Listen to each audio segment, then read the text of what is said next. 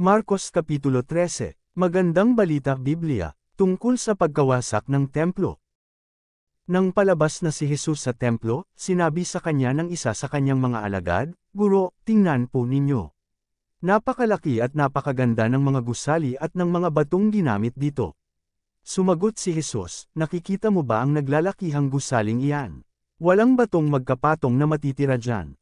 Magigiba lahat iyan. Mga kahirapan at pag-uusig na darating." Habang nakaupo si Jesus sa bundok ng mga olibo, sa may tapat ng templo, palihim siyang tinanong nina Pedro, Santiago, Juan at Andres. "Kailan po ba mangyayari ang mga bagay na ito, at ano po ba ang palatandaan na ang lahat ng mga ito'y malapit ng maganap?"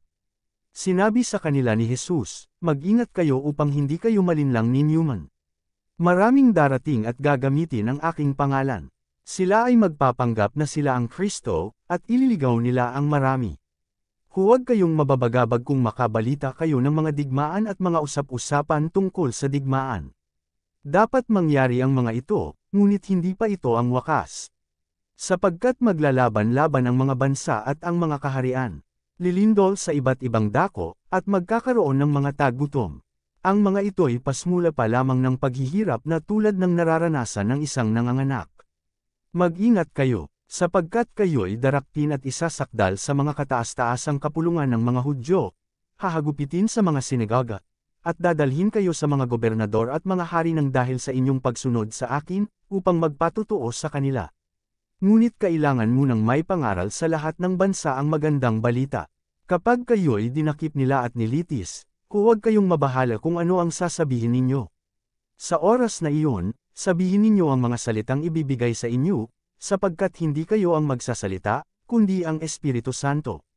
Ipagkakanulo ng kapatid ang kanyang sariling kapatid upang ipapatay, gayon din ang gagawin ng ama sa kanyang anak, at lalabanan naman ng mga anak ang kanilang mga magulang at ipapapatay ang mga ito. Kapupuotan kayo ng lahat dahil sa pagsunod sa akin, ngunit ang manatiling matatag hanggang sa wakas ang siyang maliligtas. Ang kasuklam-suklam na kalapastanganan. Kapag nakita na ninyo ang kasuklam-suklam na kalapastanganan na nasa dakong di dapat kalagyan, unawain ito ng nagbabasa, ang mga nasa Judea ay dapat nang tumakas papuntang kabundukan. Ang nasa bubungan ay huwag nang mag-aksaya ng panahon na kumuha pa ng kahit ano sa loob ng bahay. At ang nasa bukid ay huwag nang umuwi pa upang kumuha ng balabal. Sa mga araw na iyon, kawawa ang mga nagdadalang tao at mga nagpapasuso. Ipanalangin ninyong huwag mangyari ang mga ito sa panahon ng taglamig. Sapagkat sa mga araw na iyon ang mga tao'y magdaranas ng matinding kapigatian na hindi pa nararanasan mula ng likhain ng Diyos ang sanlibutan, at hindi na muling mararanasan pa kahit kailan.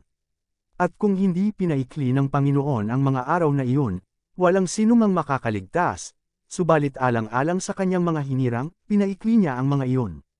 Kung may magsabi sa inyo, narito ang Kristo, o kaya'y naroon siya, huwag kayong maniniwala, sapagkat may mga magpapanggap na Kristo at may mga magpapanggap na propeta.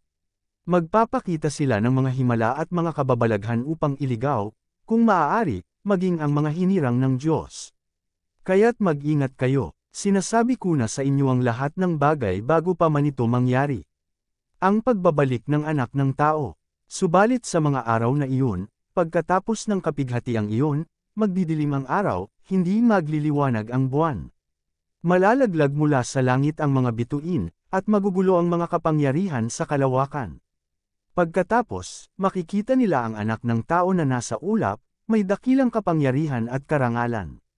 Susuguin niya ang kanyang mga anghel sa apat na sulok ng daigdig upang tipunan ng mga ito ang mga hinirang ng Diyos. Ang aral mula sa puno ng igus.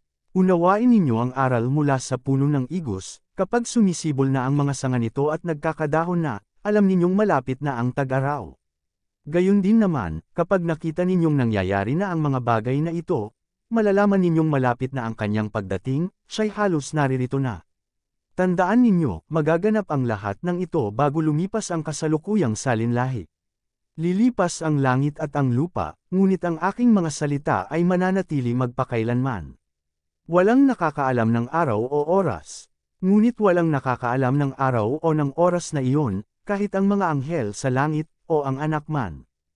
Ang Ama lamang ang nakakaalam nito. Mag-ingat kayo at maging handa dahil hindi ninyo alam kung kailan ito mangyayari. Ang katulad nito ay isang taong maglalakbay sa malayo. Iniwan niya ang kanyang tahanan sa pamamahala ng kanyang mga alipin. Binigyan niya ang bawat isa ng kanya-kanyang gawain, at inutusan niya ang tanod na magbantay. Gayon din naman, magbantay kayong lagi dahil hindi ninyo alam kung kailan darating ang Panginoon ng sambahayan.